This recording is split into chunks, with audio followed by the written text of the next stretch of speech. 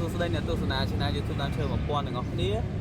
ថ្ងៃហ្នឹងមានរុក្ខជាតិផ្លែថ្មីដែលផ្កាវាស្អាតមែនតើអ្នកមកណានងប្រាប់អ្នកនរគ្នាផ្កានេះគេពេញនិយមដាំក្នុងសួនដែរគេហៅថាផ្កាដំណក់ទឹកសន្សើមណាអ្នកនរគ្នាតែអ្នកខ្លះគេហៅផ្កាមេឃទៅតាមតំបន់អីចឹងណា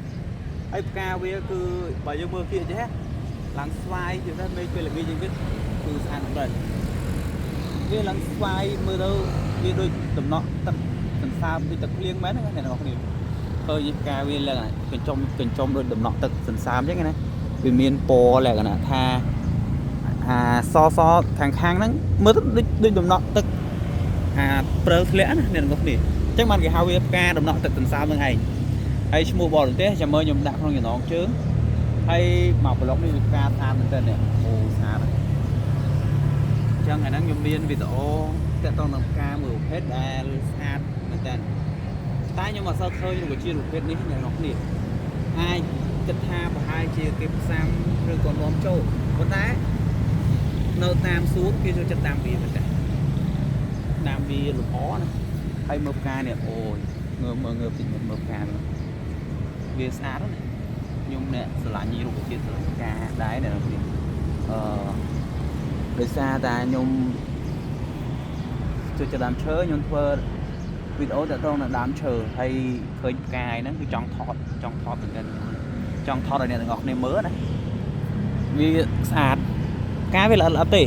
ផ្កាជាចង្កោមអញ្ចឹងណាក្នុងមួយមេឃវាហ្នឹង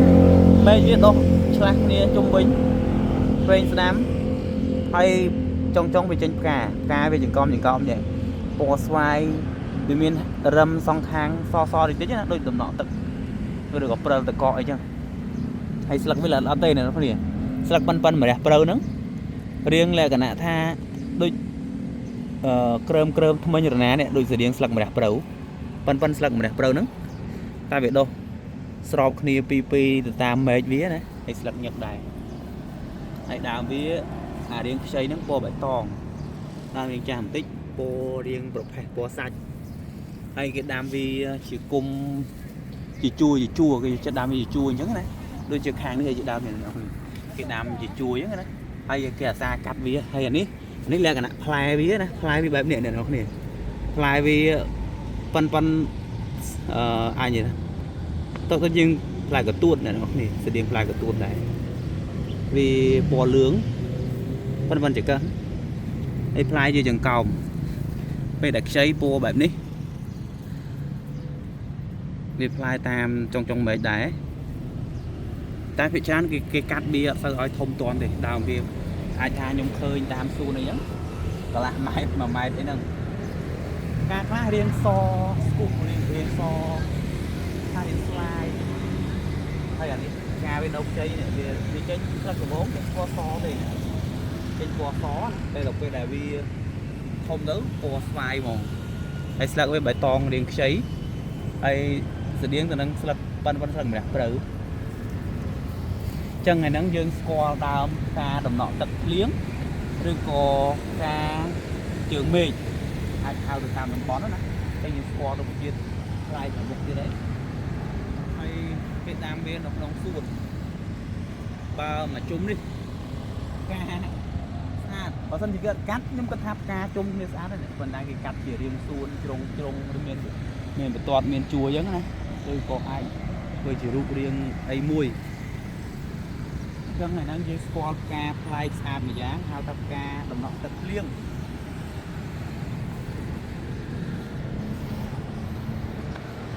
អូផ្កានេះស្អាតមែនតើពេលដែលថតចិត្តទៅពេលមេឃលក្ខណៈថាមេឃពេលរសៀលពេលល្ងាចណាមើលទៅឡើងស្វាយល្អ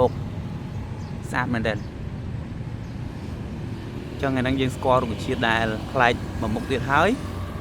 តែគេយកមកដាំវាក្នុងសួនផ្កាវាលឿងស្អាតមែនតើមើលគៀកហើយនិយាយទៅខ្ញុំឃើញគេដាំច្រើនណាស់តាមសួនតាមមុខបរិយ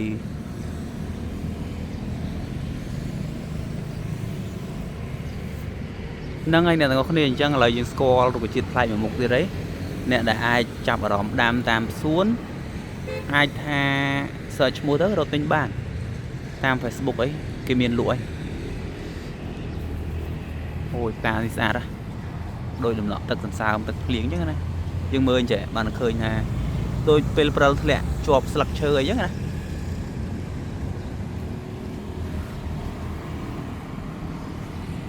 ok chẳng video nhóm miền tại bên đằng ấy là nó nè